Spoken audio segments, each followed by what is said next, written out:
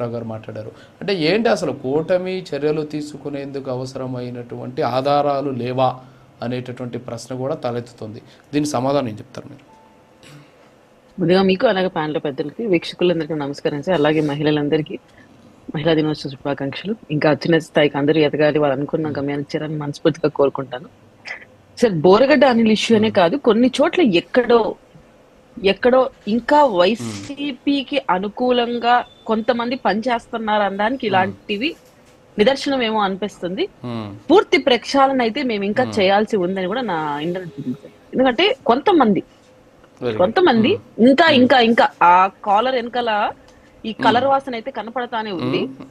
ఎందుకంటే ఏ డిపార్ట్మెంట్ కి వెళ్ళినా అక్కడున్న సదరు ఆఫీసర్లు కానీ మాతో చెప్పి బాధపడుతుంది అంటే ఇంకా ప్రక్షాళన జరగాలి, వైసీపీకి అనుకూలంగా ఇంకా ఉన్నారు అనే మాట వస్తా ఉంది. దాన్ని మనం రెక్టిఫై చేసుకోవాలి, ఖచ్చితంగా రెక్టిఫై చేసుకుంటాము.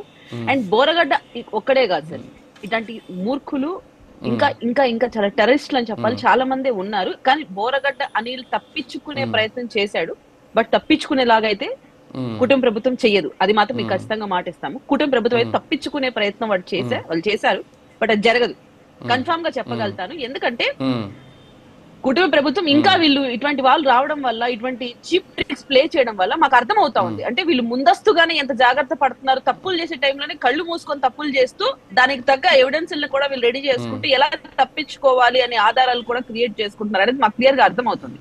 సో ఇటువంటి వాళ్ళని క్షమించేది కాకుండా వీళ్ళని అరెస్ట్ చేసే ముందే పూర్తి సాక్ష్యాలతో, ఎందుకు ఈ మాట అనాల్సి వస్తుందంటే, నాకు ఇంతకుముందు మేడం అన్నారు మీరే కౌంటర్ ఇచ్చేసారు, నేను ఇద్దాం అనుకున్నాను రోజా గారి ఇష్యూలో. అంటే సదరు మినిస్టర్ తప్పు చేస్తుందంటే ఆవిడ తప్పు చేస్తుందని ఆవిడే చేయాల్సిన అవసరం లేదు, ఆమె కింద ఉన్న ఎవరి చేతన్నా చేయించవచ్చు, వాళ్ళ బినామీల చేత కూడా చేయించవచ్చు. ఇక్కడ స్కామ్ అయితే జరిగింది అనేది పక్క అందరికీ తెలుసు. మేము అందుకే తొందరపడట్లేదు, ఆధారాలతో సహా రోజా గారి బండారం అయితే బయట పెట్టడానికి సంసిద్ధంగా ఉంది కుటుంబ ప్రభుత్వం. అట్లా ఆధారాలతో బయట పెట్టిన రోజే ఆమెను అరెస్ట్ చేస్తాం. తూతు మంత్రంగా అర్ధరాత్రిలో వచ్చి అరెస్ట్ వారెంట్ లేకోకుండా ఎవరినంటే వాళ్ళని అరెస్ట్ చేసుకొని లాక్కోలేదు జీప్లు వేసేస్తున్నారు వైసీపీ ప్రభుత్వం. అలాంటి ప్రభుత్వం పనులు మేము చేయము, ఎందుకంటే వాళ్ళందరికీ 11 సీట్లకు పరిమితం అయ్యారు.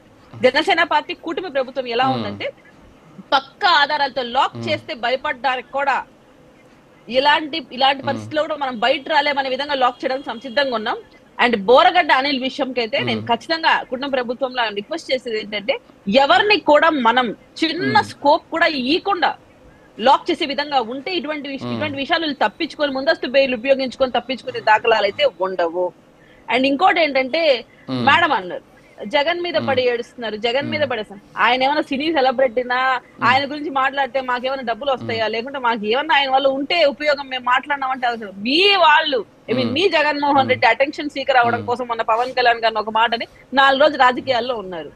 అట్లా మీ వాళ్ళకి అవసరమేమో కానీ రాష్ట్ర ప్రభుత్వానికి అయితే అవసరం లేదు. ఎందుకు రాష్ట్ర ప్రభుత్వం జగన్మోహన్ రెడ్డి గారి గురించి మాట్లాడుతుందంటే, గత ప్రభుత్వ పాలకుడు ఎవర్రా అంటే జగన్మోహన్ రెడ్డి. సో ఆయన మిస్టేక్స్ ని మేము ఖచ్చితంగా ఫైండ్ అవుట్ చేసి చూపించాల్సిన బాధ్యత మా పైన ఉంది. అండ్ ఏ పాయింట్ టచ్ చేసినా అక్కడ జగన్మోహన్ రెడ్డి గారి మూలాలు, అక్కడ జగన్మోహన్ రెడ్డి గారి అవినీతి, వాళ్ళ క్యాడర్ అవినీతి కళ్ళకు గట్టినట్టు కనపడుతుంది. సో ఖచ్చితంగా పాయింట్అవుట్ చేస్తారు. పాయింట్అవుట్ చేయకూడదు అంటే ఆయన రాజకీయాల నుంచి పక్క తొలిగేసి ఆ ప్యాలెస్ కి అంకితం అయిపోతే మనం పాయింట్అవుట్ చేయాల్సిన అవసరం అయితే రాదు అనేది నా బాధ సార్.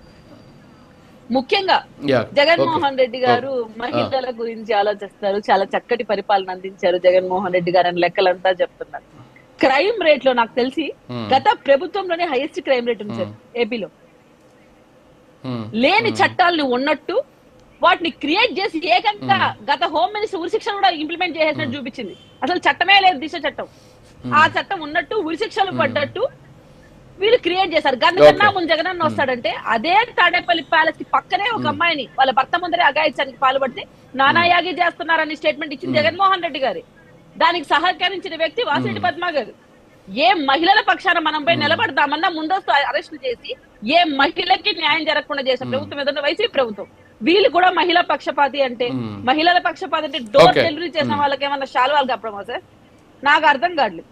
ఇప్పుడు మీరు ఏ ఎమ్మెల్యే అరెస్ట్ అయినా, ఏ బోరగడ్డ అనిల్ అరెస్ట్ అయినా వాళ్ళ భార్యలను వెళ్ళి పరామర్శిస్తున్నారు జగన్మోహన్ రెడ్డి గారు. లేదు వాళ్ళు పిలిపించుకుంటున్నాడు, వాళ్ళకి ధైర్యం చెప్తున్నాడు. మళ్ళీ ఇదే అనంతబాబు భార్యని ఏ రోజైనా పిలిపించాడా? ఆమెకు ధైర్యం చెప్పాడా? ఒప్పుకున్నాడు అనంతబాబు నేనే చంపాను సదరు వ్యక్తిని అని చెప్పి వాళ్ళ ఇంటి డోర్ డెలివరీ చేశారు కదా. మళ్ళీ ఆవిడని పిలిపించాలి కదా, ఇతనికి శాలువా కప్పావు గొప్ప పని చేశాడని మళ్ళీ ఆమెను కూడా పిలిపించి మాట్లాడాలి కదా. అంటే జగన్మోహన్ రెడ్డి గారు ఓట్ బ్యాంక్ రాజకీయం చేస్తారంటే మహిళా పక్షపాత కాదు సార్. ఇటువంటి స్టేట్మెంట్స్ వైసీపీ ప్రభుత్వానికి కానీ వైసీపీలోని కేడర్ కానీ కరెక్ట్ కాదు. Okay yeah okay